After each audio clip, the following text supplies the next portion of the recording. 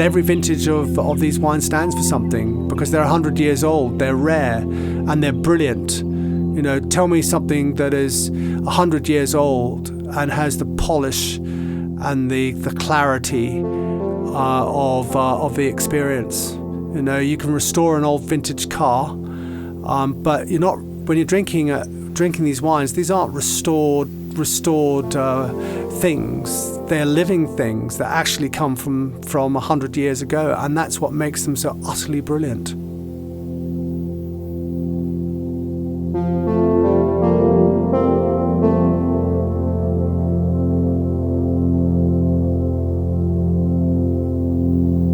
You are listening to Andrew Caillard, and this podcast is about Seppeltsfield's Paraliqueur Vintage Tawny 1919.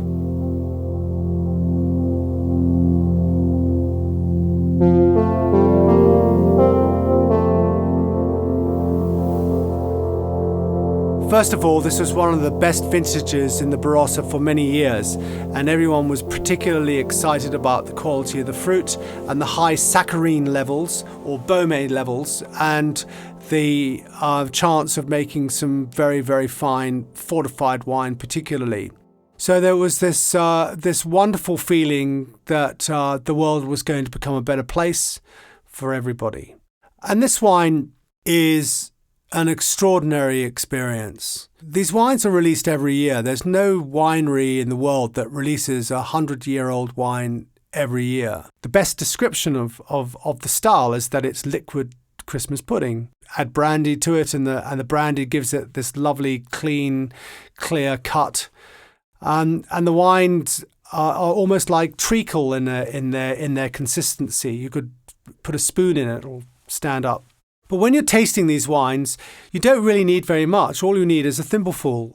You can't drink the whole bottle in one go. It's almost impossible. It's so thick and treacle-like and almost like molasses, and delicious as well. And so I think that if you ever have the chance to buy a bottle or drink a glass or even taste a thimble, it's a wonderful, evocative experience, tinged with sadness and also tinged with an enormous amount of hope. There was a real spirit of optimism in Australia, even though there was an enormous amount of grief. And I think this wine is an important wine because I think it was a really very special year for Australia. The idea that businesses and families would get going again, and that the wine industry had a great export future. And so I think in many respects, seeing the Seppeltsfield story surviving, during that very, very difficult period, this wine actually does stand for something.